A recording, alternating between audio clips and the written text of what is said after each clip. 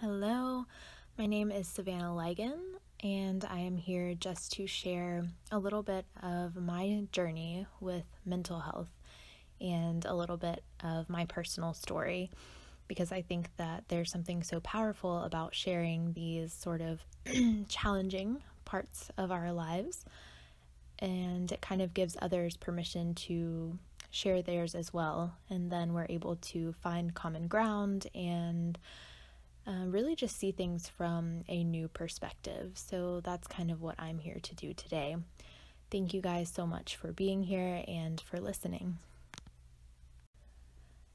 I want to share a little bit about what my intention and purpose is in sharing these stories. And my overall mission, I would say, is to change up the way that our society talks about, handles, and treats mental health conditions, because I think that there needs to be a lot more to the conversation than there currently is.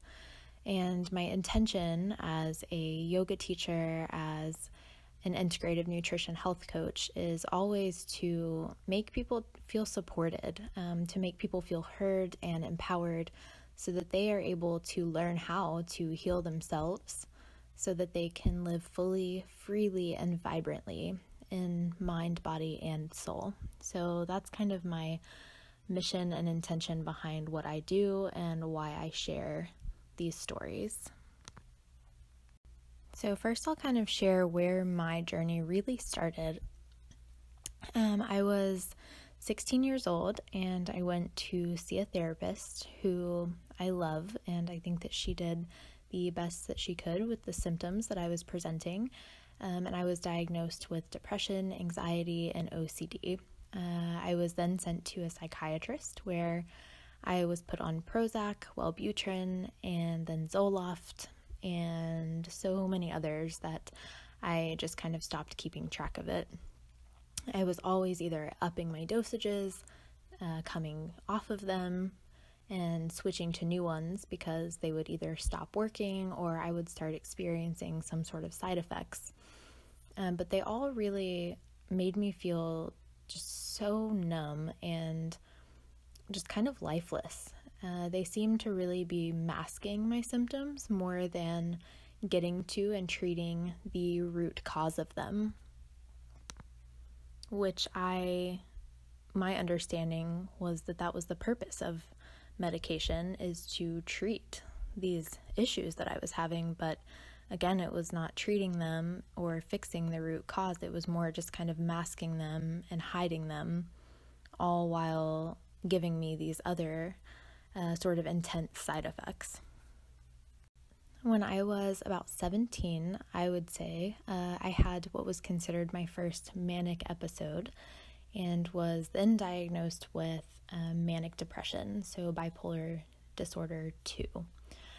At that point, I was no longer being treated with antidepressants, but rather mood stabilizers, anxiety medication like Xanax and Valium and things like that, and even antipsychotics. And just like the SSRIs that I was on before, they really seemed to only make things worse for me. I can remember being in bed for almost an entire week, completely unable to function or really hold conversations with people after trying to come off of Seroquel, which was an antipsychotic that they had put me on that was really not working and really intensifying my symptoms. And so trying to come off of that, I remember being so difficult. And not only was I still completely miserable, but I now had a very serious addiction to Valium. And I was only 18 years old at this point. So I think that that's a really young age to have someone just kind of not able to enjoy their life, but rather stuck in a bed coming off of all of these intense sort of medications. So I really started to kind of reevaluate things at that point. I remember expressing my frustration and concern that I had with these medications, and just kind of expressing that I didn't feel that they were really working. And I just didn't feel like I had the support of my psychiatrist or any of my psychiatrists, really, because I had seen multiple. And so I took it upon myself to come off of them completely on my own with no safety precautions. I just stopped taking them all. About a week or two later, as I'm sure that you can imagine, I was admitted to a mental institution and placed under suicide watch. This was probably the darkest point in my life and was absolutely terrifying. This came after a conversation I had with my psychiatrist when I asked him if this was something that I was going to be able to handle and manage and kind of heal, or if I would always be on medications. And his sort of response was, "You're always going to be on medication," which made me feel so hopeless and defeated. So that's kind of how I landed in that particular situation. While I was in the mental institution, I knew something had to change because the way that I was living was so unhealthy, and I was headed down a really, really bad and scary path.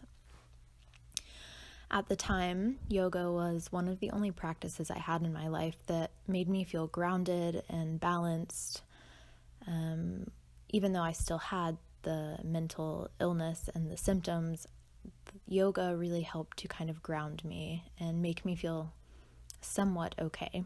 And I knew I wanted to share that gift with as many people as possible. So while I was there, I set a goal for myself to become a yoga teacher. So fast forward to about a year later, I had just completed my 200-hour yoga teacher training program locally in Charleston. I was meditating and practicing yoga daily, regularly. I had become somewhat grounded and a bit happier, but was still suffering emotionally, mentally. And then I watched this documentary called Food Matters on Netflix, and it kind of seemed silly to bring up a documentary as part of this sort of transformation story, but it really did. It was kind of the catalyst that changed everything. It was the first time I had been introduced to the idea of using food as medicine, and so I had already had a trip planned to an ashram, and I decided to ask the doctor who lived there to help me get off of my medications. I knew the way that I had done it last time was not safe or effective, so I wanted to really do it responsibly this time.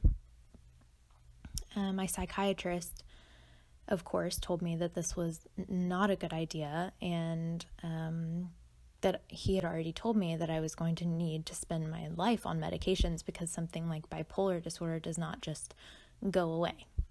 So again, I was feeling really hopeless and defeated, but I decided to move forward anyway because I believed in myself and I knew that there had to be another way. After my trip to the ashram and meeting with the doctor there, she didn't give me any official advice or prescriptions or anything like that, but she just kind of gave me some general guidance. And so I started meditating and journaling daily. I was eating a fully vegan diet at this point. I had already been vegetarian since early on in high school. I was drinking lots of herbal teas. I was slowly titrating off of my medications. I made sure to get 7 to 9 hours of sleep every night. I moved my body every day, even if it just meant dancing around the house or parking a little bit farther away from the store so I could get a little walking in. I quit drinking alcohol and stayed away from caffeine altogether, with the exception of dark chocolate. I started learning and practicing mindset techniques.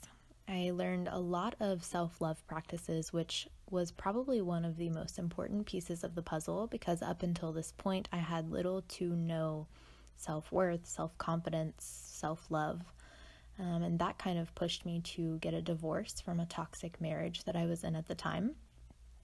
And another really important change to note was that I got off of my hormonal birth control.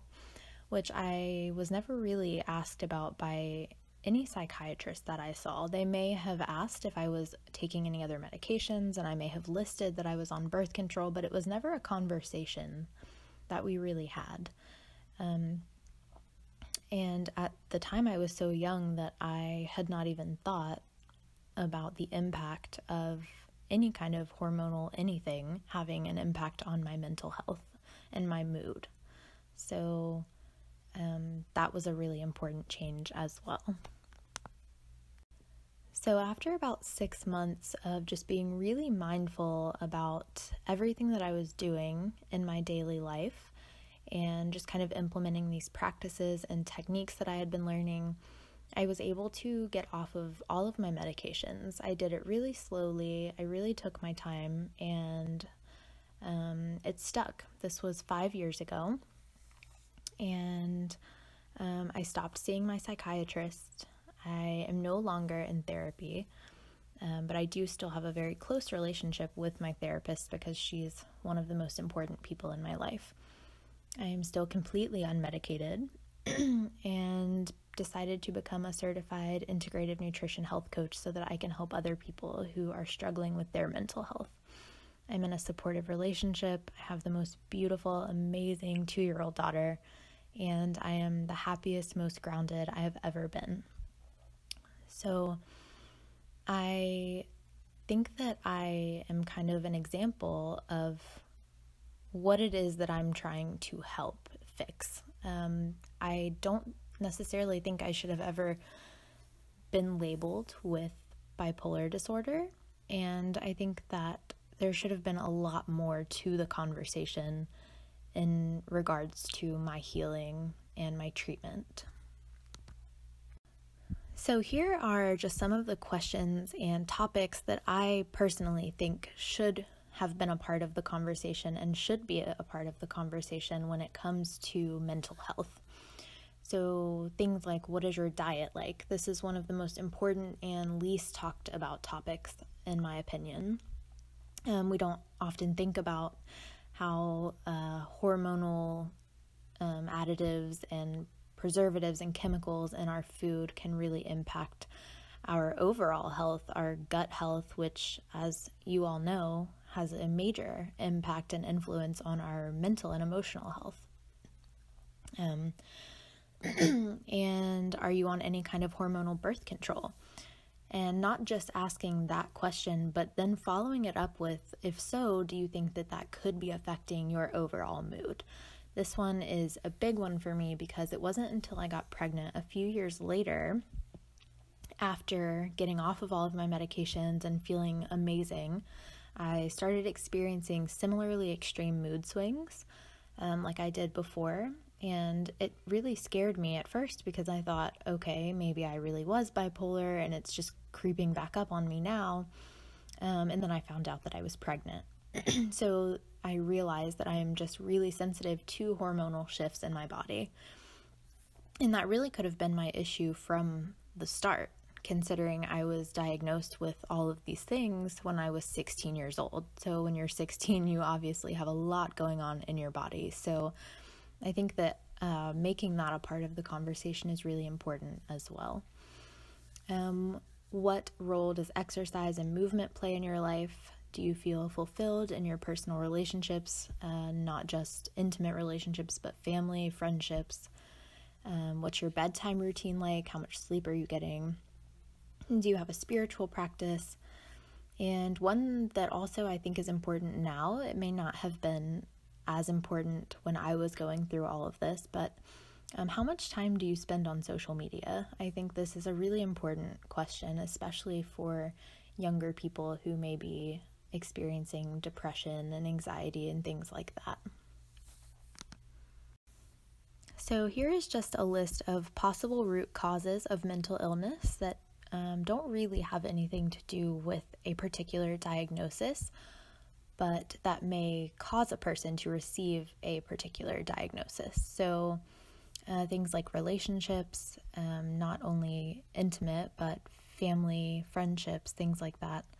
Lack of self-love and self-worth, no sort of spiritual connection, lack of awareness around a person's life purpose, diet, so lots of processed foods and animal products, sugar, alcohol, things like that, not getting enough sleep or good quality sleep, hormonal birth control, and hormonal changes within the body in general, lack of physical activity, work-life imbalance, putting too much emphasis on work, not enough on life, and your overall home environment. So these are just some kind of issues that could probably be investigated a little bit deeper before diagnosing a person with a mental illness, because I think that once we attach to that label, like I know for me personally, when I received the diagnosis of bipolar, I was like, okay, I immediately identified with it, I attached to it, and I think that made it even harder for me. So I needed to shift my mindset and say, okay, they may have placed this label on me, but I do not have to identify with it. I can choose another path. And so I think before putting a label on someone, maybe just digging a little bit deeper into these areas of health is a really important step in the right direction. And these are just some kind of alternative healing modalities for mental illness. I know most of you are functional medicine doctors and practitioners and probably don't deal a lot with mental illness, but just if this is a good reference for you to kind of share with other people who you may know who do practice in the mental health world. So yoga, meditation, and other mindfulness-based practices can be really helpful. Breathing exercises, daily exercise that brings joy for people. So not just running on a treadmill or lifting weights, but something like dancing or acro yoga or running, swimming. Music therapy, Reiki and shamanic practitioners can be really helpful as well. Sound healing, art therapy, seeing a health coach or a nutritionist, mindset tools like neuro-linguistic programming, emotional freedom techniques, and Psych-K can be really helpful as well. Self-love, self-care techniques, affirmations, and practices, which sounds really simple but can be really powerful, and so much more. I think that these are all options to explore if a person is able to, before just kind of prescribing something and sending them on their way. So in conclusion, I want to be clear that I am not anti-medication at all. I understand that for some people that may be their only option for whatever reason. But I do believe that there is a lot more that we can be talking about, asking,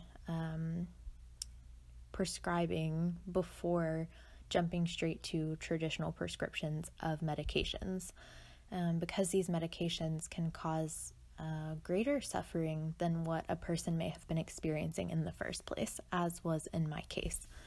So I think everyone deserves to know that there are other options when it comes to healing, so that they do not feel hopeless in the same way that I did, and in the same way that many people do. Because each and every one of us deserves to live fully and freely and vibrantly in mind, body, and soul. So thank you guys so much for listening to my story. I hope that it has been helpful for you in some capacity. So thank you again. And please do feel free to reach out if you think that I could be of service to you when it comes to your patients and people in your personal life who may be struggling with mental health as well, who may be struggling with their medications or side effects that they're experiencing, or just general stress and anxiety. I am always here and always happy to help and be of service in any way that I can. So thank you all. I look forward to hearing from everyone else.